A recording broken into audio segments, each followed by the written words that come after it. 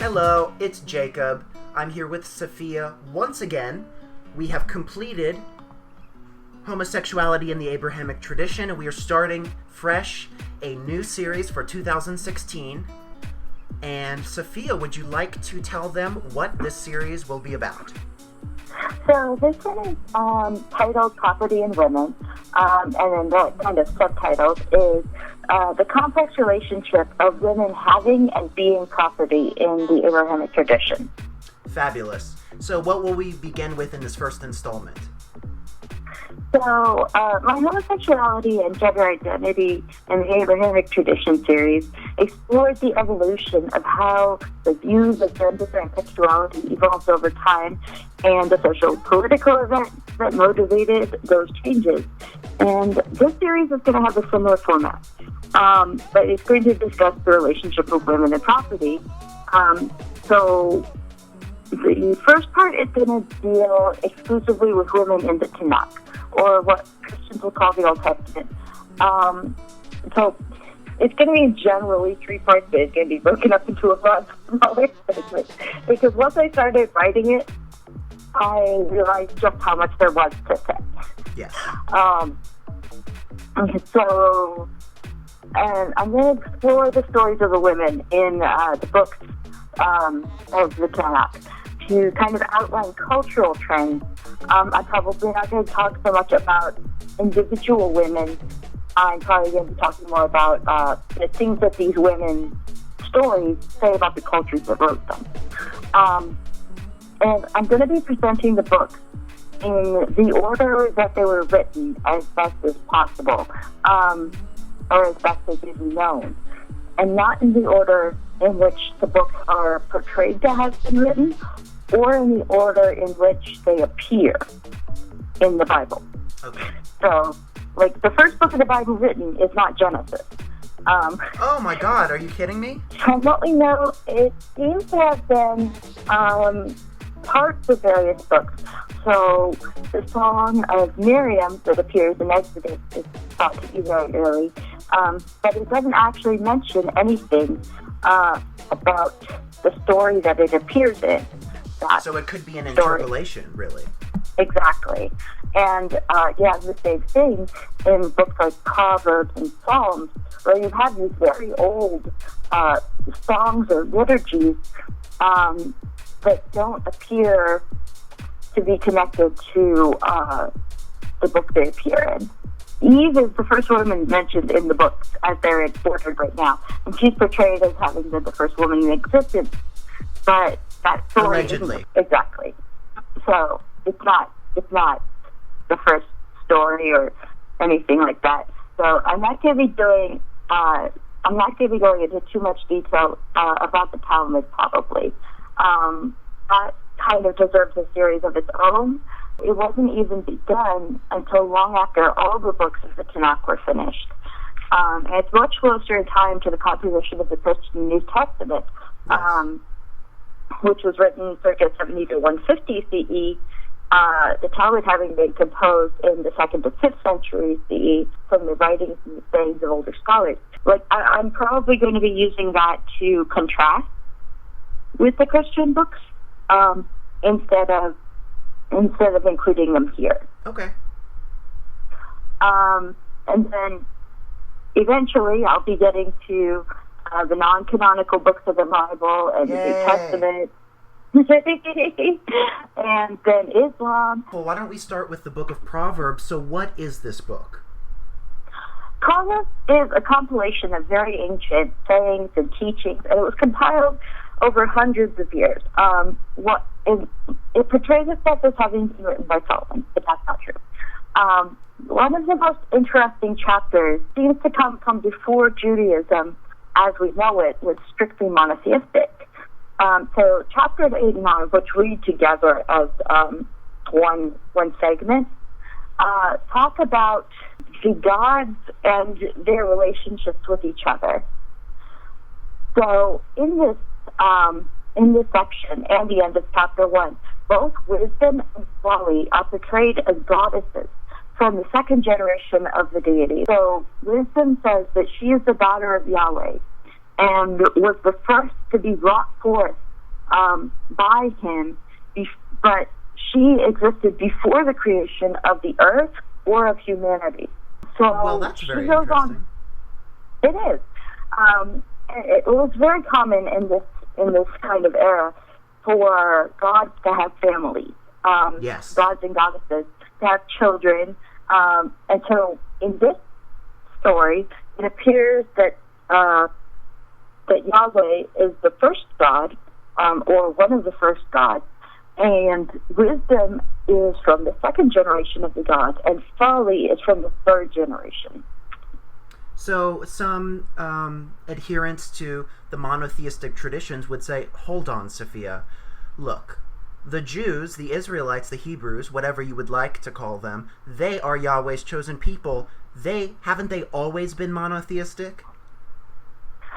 No, they haven't. We do have evidence of an Israelite polytheism. Yes, I believe that the book of Job is part of a Hellenistic tradition. You hear a lot about Hellenistic Jews, yes, in stuff like the book of Maccabees and stuff, but they are often thought today as apostates, but I don't think that's true. I think that they were actually their own distinct sect, and that Job represents their theology.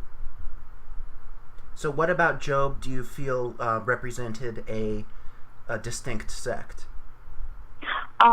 Because if you read the first chapter of Job and the second chapter, God is not seen as good.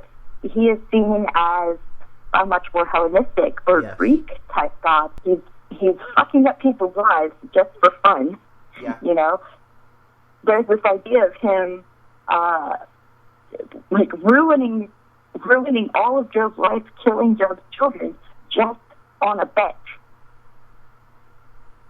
You know, and yes, that's much more a Greek model of the god. So to bring it back to Proverbs, why don't you quote from this portion that suggests a polytheism? Sure. So wisdom in this section goes on at length about how she was a child when the earth was made, and she enjoyed watching the newly formed humans while she was young. So she says, I wisdom dwell with prudence and find out the knowledge of devices. The Lord made me in the beginning of his ways, the first of his works of old. I was set up from everlasting, from the beginning, before the earth was. When there were no depths, I was brought forth. When there were no foundations abounding with water, before the mountains were settled, before the hills, I was brought forth. When he established the heavens, I was there. When he set a circle upon the face of the deep, then I was by him as a nursling. I was daily all delight, praying always before him, praying in his habitable earth, and my delights are with the sons of men. This is so, what strikes me there in that passage, it is so lyrical. It reminds me of the Rig Veda, really. Yeah, it does. And that's probably why this passage was able to continue for so long and make it into the Bible. Because it is such a like beautiful liturgy. Yes, it's so less stodgy than Hebrew writings that would come later. Exactly. And then in chapter 9, she goes on to build what appears to be a temple, and she sends out her servants to go bring her worshipers to learn her ways, and she provides them with bread and with wine and with meat while they listen to her.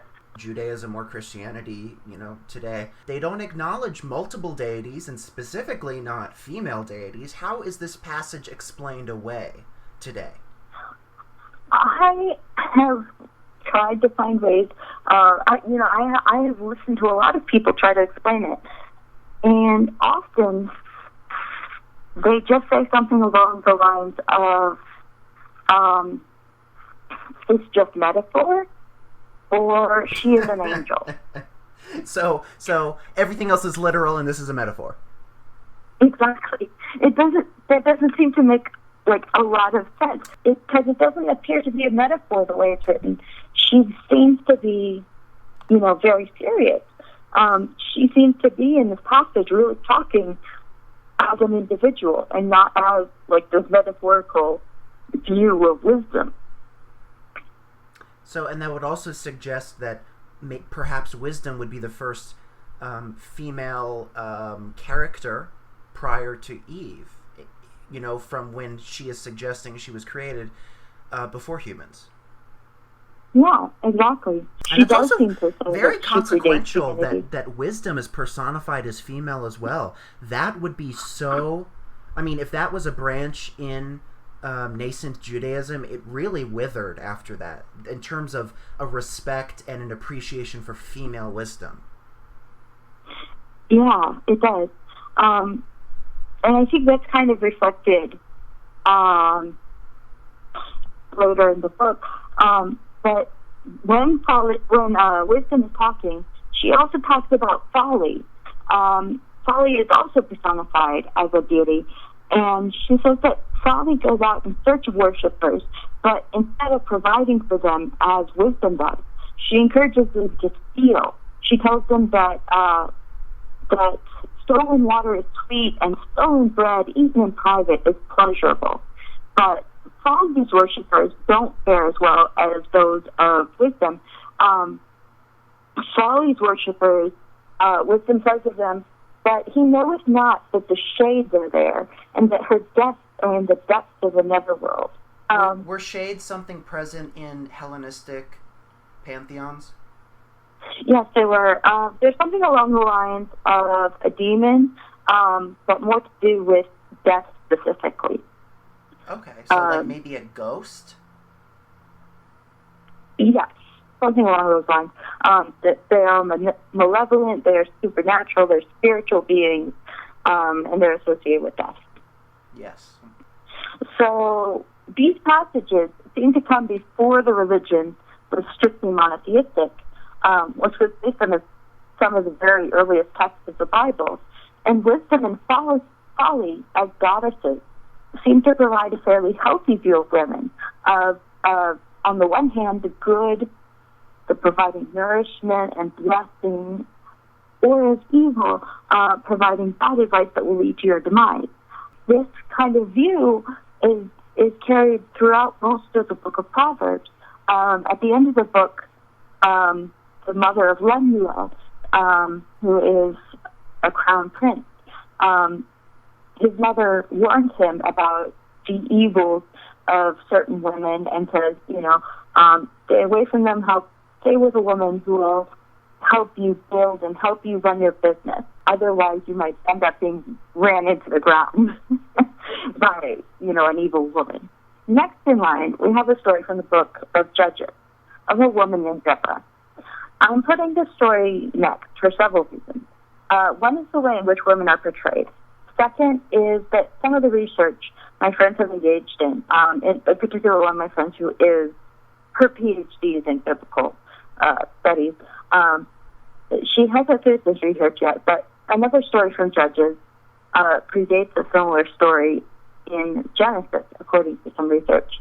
And then the third reason is that the time described in Judges is said to predate the time of the king, and that's mentioned frequently throughout the book as a negative thing. The authors seem to feel that having a king promotes social stability and reduces the amount of invasions that will happen to you, which is very true. The mentions of characters like Joshua and Moses, stories that were written quite a while after even the fall of the king, but written to seem as if they predate the king. When these characters are mentioned in the book of Judges, it's very hand-fistedly. It seems as if this was added later by editors who were saying, hey, this is supposed to be right after the time of Moses. Why isn't Moses in here? Better add those folks. And so in what period do you think the interpolation took place?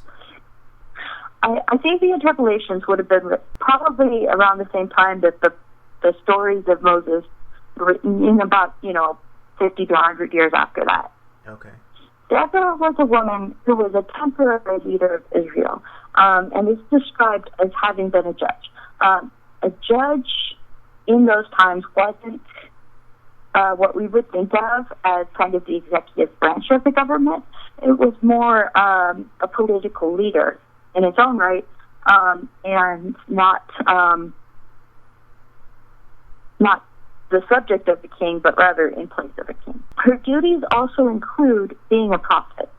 While other judges in the book take military matters into their own hands, Deborah calls on a man named Barak and tells him that God has ordered him to engage in battle with the invading captain Sisera, who served a king called Jabin.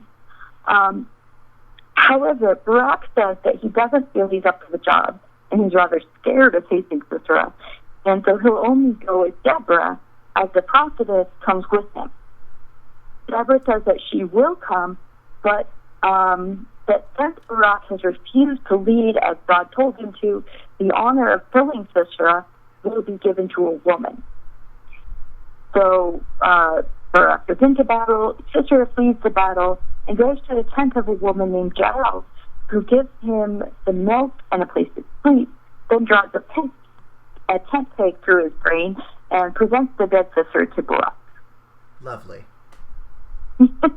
So this idea of women as wise community leaders is pretty good. Chapter 9, verses 52 to 54. In that story, a man named Abimelech has decided to attack a town. The town had a fortified tower, so think some kind of pre-city castle or fort. All the people from the town run in there, they lock themselves in, and Abimelech goes up to the tower to try to light the door on fire. The woman throws a millstone, which is a piece of equipment used to process dried grain, over the wall, and it breaks Abimelech's skull. Good aim. Right? So Abimelech yells for a young man who is with him to kill him, so it won't be said that a woman killed him. And the young man runs him through with a sword. Well, how did he know it was the woman who threw it over the frickin' wall? I have no idea, but this is the point in history where women, they can be strong leaders. Well, let's talk about some more definitely real characters. So next we have the period of the kings, excluding Saul, David, and Solomon. I'm excluding them from this section because the rest of the kings after them were apparently historical figures based on the information we have from other local kings. Other local kings talk about them and mention a lot of the same events that we see in the Bible. So it's fairly certain that they did exist and these events did happen. But Saul, David, and Solomon all seem to be, at best, mythologized kings or combinations of legends. So not unlike King Arthur. So I'm going to put them after the other kings in the timeline, near the time of the prophets. It's kind of unfortunate because these are the most famous of the Jewish kings, but they don't seem to have been real. Yes. Jezebel. Jezebel was the wife of King Ahab. She was the daughter of a non-Jewish king, who was also local. And that teases us on the root of many of the reasons the Bible authors didn't like her. She not only worshipped foreign gods, but seemed to have been such a devoted follower of them that she pressured her husband into becoming a patron.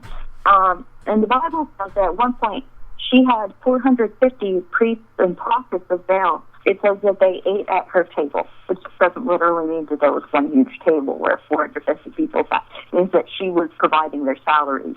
So Elijah was her rival in the religious sphere and encouraged the people to rebel against the king to serve Yahweh, even going so far as to a rival king who overthrew and killed Ahab and Jezebel.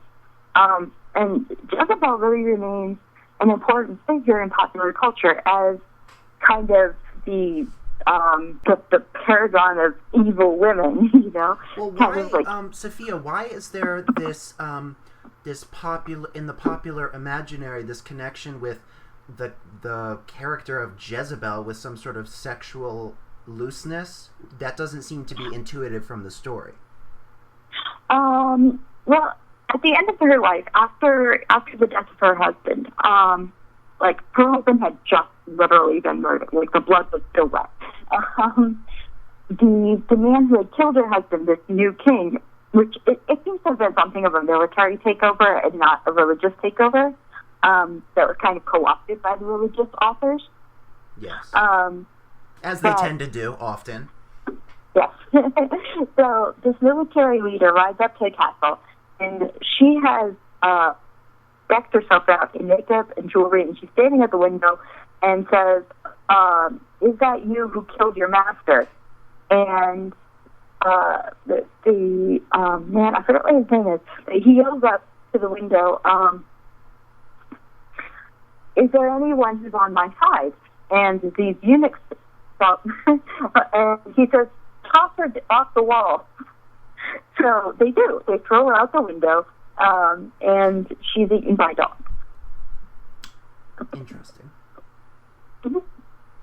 So again, like I'm not understanding where was she trying to engage in relations?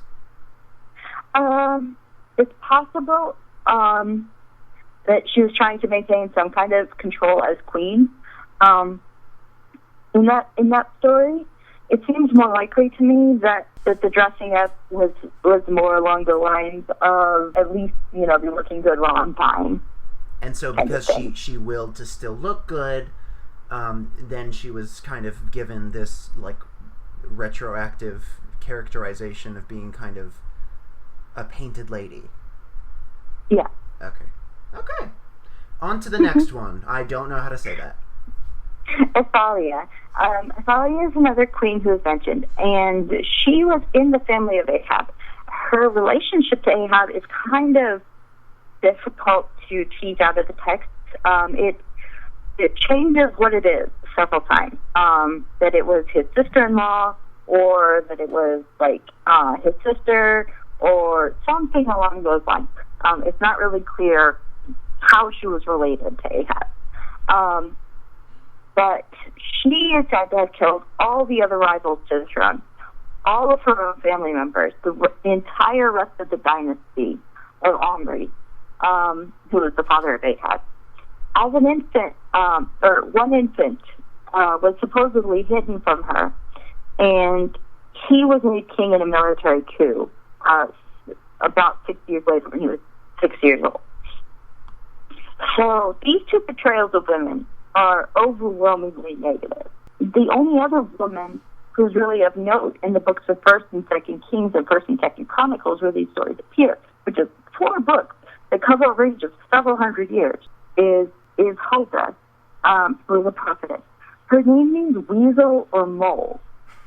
Glamorous. Yes. The King Josiah sends to her to ask her about a book that his workers found while they were repairing the temple.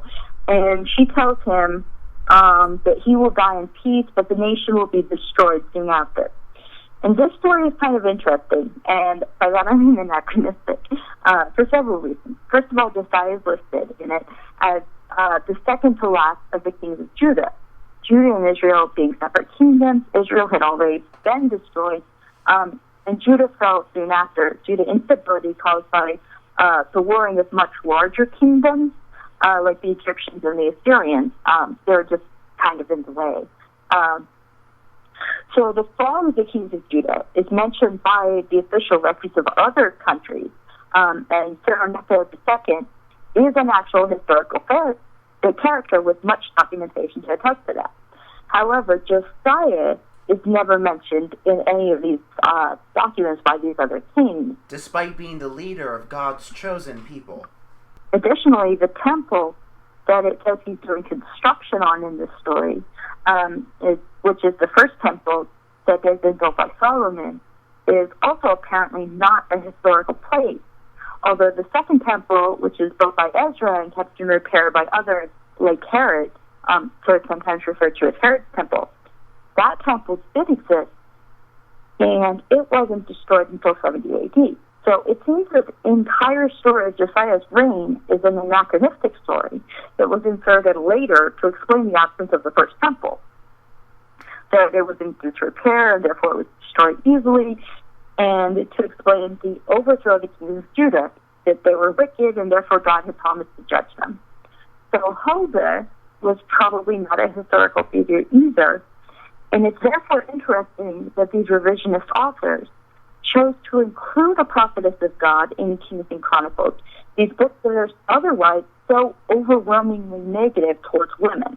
So this brings us neatly to David and Solomon, because the authors who composed the story of Josiah probably also had a hand in creating their story. David and Solomon's relationship with women, while not overwhelmingly negative, like the portrayals of the rest of Kings and Chronicles, are by no means stellar, or even nearly as good as those of Judges and Proverbs. Women in these stories can manage property, but they're not free agents to own property of their own. So, for example, you have Abigail, who was the wife of a man named Nabal, which means fool or failure. And she discovered that David was angry at her husband, and she sent him a huge amount of money and provisions to kind of placate him. And in return, he called her wise, and when her husband found out about what she'd done, he died, and David asked her to marry him, and she did. And then you've got Bathsheba, who is the wife of a soldier named Uriah, and she was performing a ritual bath to cleanse herself after her menstrual cycle had ended. And David spotted her from the roof, and he liked what he saw. So he told the soldiers, "Hey, bring that woman up here." And he had sex with her. Whether or not she had any say in that isn't recorded. So when she discovered she was pregnant from this, David had her husband return from the battle, but Uriah didn't sleep with Bathsheba. David then married Bathsheba, and that because of David's sin, the child will die. And then after the baby's death, it says that David, quote unquote, comforted Bathsheba, apparently involved using his penis, because as a result of this comforting, she conceived Solomon. Interesting. Well, if David does in fact look like the statue that we all know, I would be fine with that as well. So this kind of portrayal of women isn't positive. You know, it's not very positive. Basically, it says women can be wise and can be good rulers in their own right and judges, but in this time, in like Kings and Chronicles, it says, "Oh no, you can't let them be in charge of anything. They're just evil." You know, then we've got this even later going, well, they can be okay. The message in the stories of, David seemed to be, women are okay. Just don't give them anything to be in charge of. And if they have emotion, then we'll probably just try having sex with them. I'm going to touch on one more woman in the life of David, and then I'm going to move on. And that woman is Michal. Saul was the king prior to David, but God was apparently not pleased with Saul, and when he died, God chose David, a people's favorite from Saul's army, instead. Saul was always jealous of David's popularity and routinely tried to kill him over and over and over again. One of those attempts to get David killed involved an elaborate ruse. Saul offered to give David his daughter in marriage if he would go get 100 Philistine foreskins. The implication being that David would have to kill 100 Philistine men because they'd probably not bow to persuasive rhetoric and let David lop off part of his genitals. So David comes back with 200 foreskins, and Saul grudgingly gives him his daughter Michal in marriage. Michal is special because it specifically says that she has the hots for David and that she wanted to marry him. Mm-hmm. But pretty soon after this, Saul gets jealous again and decides to go kill David, this time in David's own home, but Michal hides him. But fearing her father will turn on her too, she tells him that David threatened to kill her unless she helped him. Saul gives Michal as wife to another man. And after Saul's death, when David becomes king, he sent for Michal to be brought back to him, which is probably to strengthen his claim to the throne. She was the daughter of the previous king. He probably wanted to strengthen his dynasty, is probably the thinking there. But her new husband wasn't all that happy about it, and he followed her crying until the soldiers who were sent by David told him to go home or else. So Michal was apparently not that happy with this, and she soon had a fight with David. David says he'll never sleep with her again, and says that she died childless. Although there's a bit of a biblical contradiction here, because in another passage it says that her 5 sons were killed by David in order to stop a famine. You're lying. The Bible's inerrant. Well, work that one out then. Maybe it means that they... Some editor did not do a good job. Maybe it means that after these 5 sons were killed, she died childless. I have no idea. This theme is echoed in the story of Hannah, the mother of Samuel, who was a priest/prophet who anointed both Saul and David as king. Hannah had a husband who loved her dearly, but she was childless. And this to her was like the worst thing ever. So she promised God that if he would give her a son, she would devote him to the service of the Lord. God answers her prayer, and when Samuel's weaned, she brings him to the shrine of the Lord in Shiloh and leaves him there in the care of Eli, for him to be trained as a priest. Then what about non-Jewish women? Solomon, son of David, is often noted by skeptics for, according to the Bible, having had 700 wives and 300 concubines from the many nations that surrounded Israel. The number is obviously just a bit inflated.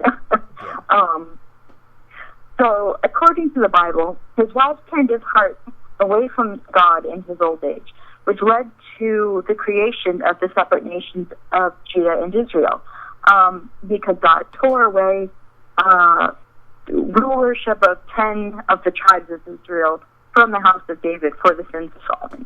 He is also supposed to have been the architect of the first temple. But it's important to remember that Judaism was not one fixed religion at this point in history, and wasn't all that recognizable as the religion that exists today. I've mentioned how Proverbs had passages from before the religion was monotheistic. So now that we've looked at some of the views of these anachronistic books, I want to talk about the school that wrote them, the school of Ezra. Ezra was a priest from decades after the fall of the kingdom of Israel, and he was a scribe and official for the Persian king. His school of thought became, after several centuries and some minor adjustments, the Pharisees, who eventually became the school of thought that Judaism is today. Pharisee was likely originally a pejorative, a bastardization of the word Parsi, and indicated that the ideas of the school of thought were more similar to Zoroastrianism than to the local religion. Ezra believed in maintaining ethnic purity. Ezra's school of thought felt that women who worshipped other gods, or were even born to families that worshipped other gods, were impure just like by default, and they shouldn't be allowed to intermarry with pure Jews, and that the wives of men who had been married, who had been intermarried, these wives had to be exiled. He forced the men to divorce their wives and force the wives and their children into exile. That no, they can't be part of this brave new world we're creating here. So this is the origin of the policy that a child is only Jewish if they're born to a Jewish mother, which exists to this day, and that convert women are impure. And in terms of legal parlance, the Talmud even calls them fornicators. Even if they are infants, when their parents convert, or when they are converted, or like adopted, or whatever, even if this child is a newborn, she is still considered a fornicator. And therefore, she's not allowed to marry into the quote-unquote pure family line like the Levites. The book that was written specifically in opposition to this view is the Book of Ruth, and it made it into the Bible. In that story, a Moabite woman, specifically prohibited as unclean to the 10th generation, married a Jewish man who had left Israel in a time of famine and settled in Moab. Her husband dies in the next verse, but that's not all that important because we know from his name, which is Malone, which literally translates to sickly, that he wasn't a real character, he's an idea. So the story wasn't about real people. It was about concern that the Pharisee view of foreigners was wrong. So The story goes that Ruth married Malone, Malone dies, his mother Naomi returns to Israel, and her daughter-in-law goes with her. They live there for 2 months of legally mandated charity. Then Naomi tells Ruth to go to these Boaz to get him to quote-unquote take possession of the family's landholding. After a bit of legal stuff happens, he marries Ruth, and they have a child. He becomes the legal heir of Malone and of Malone's father, Elimelech. The child is named Obed. And then a footnote says that he's the father of Jesse, the father of David. So David and Solomon would, according to this story, be unclean. Yeah. So basically, the book is meant to serve an opposition piece. It's a hardline school of thought about foreign women. Wasn't the only one there. But it is the one that won out, meaning that most of their texts are the ones that are now in the Bible. And then, as I was saying earlier, that theory about the book of Job being about the Hellenistic school of Judaism. Just as a brief note for anyone wondering, the dissenters who had written the book of Ruth wouldn't have been the Sadducees. The Sadducee school of thought broke off from the Pharisee school of thought long after the time we were discussing. So that's why I didn't mention them. They're not really important to this conversation. Well, it does sort of appear that not only is the status of women as you go through the Jewish canon degrade, but then I think you said that for a number of books that represent hundreds of years, they completely disappear as notable figures at all. Yeah. They, in all of Kings and Chronicles, besides the 3 women I talked about, Jezebel, Hobah, and Athaliah, there's just nothing about women. Like, the only other women who are mentioned in those entire 4 books are just, it says, so-and-so was the king, the son of so-and-so, and, that's the only context in which it mentions women. We know that the book of Ruth is an allegory, and that it's fictional, and the addition of David is added to stress the idea of even a Moabite could be righteous. It's really evidenced by the actual meaning of the names of the characters. One of the characters who appears in chapter, I believe the first verse of chapter 3 is Shlomi Almoni, which literally translates to so-and-so. Really? And it was a common English shorthand for a hypothetical person.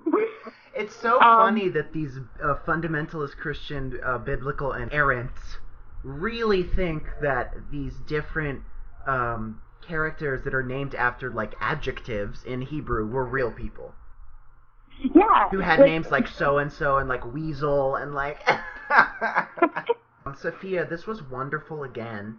I'm so glad that we're starting a new series, and I hope that we can keep up with new installments briskly. What will we be talking about next? I think next we're probably going to be able to get on to the first 5 books that they appear in the Bible right now, Genesis through Deuteronomy. Wonderful, wonderful. I'm sure that several multi-dimensional and lovely female characters will emerge. You can reach me at my Twitter, at BlueFingerhawk, or my YouTube. Eventually I'm going to be having a Facebook. I'm hoping to get that set up soon, as a Facebook page. Fabulous. Well, Sophia, thank you so much. This has been the first edition of our new series on women in the Abrahamic tradition.